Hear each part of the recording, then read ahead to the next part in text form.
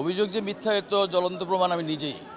আর সেটা ওই কোর্ট থেকে আমাকে সুযোগ না দিলে তো আমি নিশ্চয়ই এই কোর্টে আসতে পারতাম না। ওখানে প্রমাণিত হয়েছে যে উনি যেসব অভিযোগ আমার বিরুদ্ধে করেছেন সেগুলো যে সত্য না, এটা পুলিশের রিপোর্টে, আমার আইনজীবী ভালো বলতে পারবে, পুলিশের রিপোর্টে এবং বিভিন্ন রকম তার এগুলো প্রমাণ মিশে, সাক্ষী রাখতে প্রমাণ মিশে বিধায় আমরা এই কোর্টে ওইটার বিরুদ্ধে আপিল করতে পেরেছি এবং এটা তার বিরুদ্ধে চার্জশিট পিবিআই দিয়েছে, আপনারা জানেন।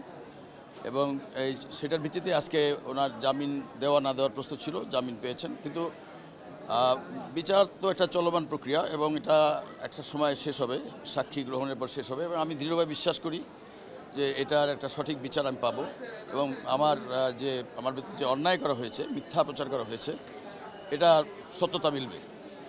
506 ধারায় আদালত অপরাধ আমলে নিয়ে সমন দিয়েছে। ওনারা আজকে বিজ্ঞ আদালতে হাজির হয়ে ওনারা জামিন আবেদন করেছে। তো সেক্ষেত্রে আমাদের জামিন পেয়ার যখন ওনারা করলো, আমাদেরকে জিজ্ঞেস করছে আমাদের বক্তব্য কী। তো আমরা বলেছি যে এখানে 1 নং আসামি উনি এখন বর্তমানে একজন মা, উনি একজন নারী, ওনার প্রতি সম্মান দেখে আমরা বলেছি আমাদের জামিনে কোনো আপত্তি নেই।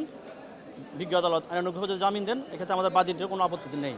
তো বিজ্ঞ আদালত সার্বিক বিবেচনা আমাদের দুজনেরই জামিন মঞ্জুর করেছেন এবং পরবর্তী তারিখ 1/10/2024 ধার্য করেছেন চার্জ হিয়ারিংয়ের জন্য। মামলাটা ট্রান্সফার হবে ট্রায়ালের জন্য অন্য কোর্টে। জি, মামলাটিতে আজকে সমন ফেরতের জন্য দিন ধার্য ছিল। আমরা আত্মসমর্পণপূর্বক বিজ্ঞ আদালতে পরিমণিকে সারেন্ডার করিয়েছিলাম।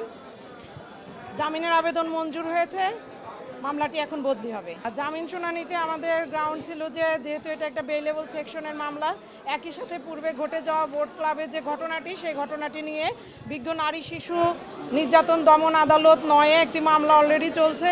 তো আমরা আদালতের প্রতি শ্রদ্ধাশীল হয়ে বিজ্ঞ আদালতের সমন পাওয়া মাত্র উপস্থিত হয়েছি। বিজ্ঞ আদালত আমাদের সাবমিশনে সন্তুষ্ট হয়ে জামিন মঞ্জুর করেছেন। জামিন রেগুলার জামিন, চার্জ পর্যন্ত। সাধারণত চার্জের সময় আমাদেরকে আবার একটা জামিন নিতে হয়। জি, মামলা বদলি হয়ে নতুন কোর্টে যাবে, তখন আমরা আরেকবার জামিন নিব। মামলাটি অলরেডি তদন্ত হয়ে পিবিআই কর্তৃক এখানে প্রতিবেদন দাখিল করেছে। প্রতিবেদন দাখিল করেছে। তো প্রতিবেদনে যা আসছে, আমরা মনে করি যে এই মামলাটি একটি কাউন্টার মামলা। এই মামলায় পরিমণি নির্দোষ প্রমাণিত হবে শেষ পর্যন্ত এবং খালাস পাবেন। ওকে, ঠিক আছে, থ্যাংক ইউ। আপনাদেরকে থ্যাংক ইউ।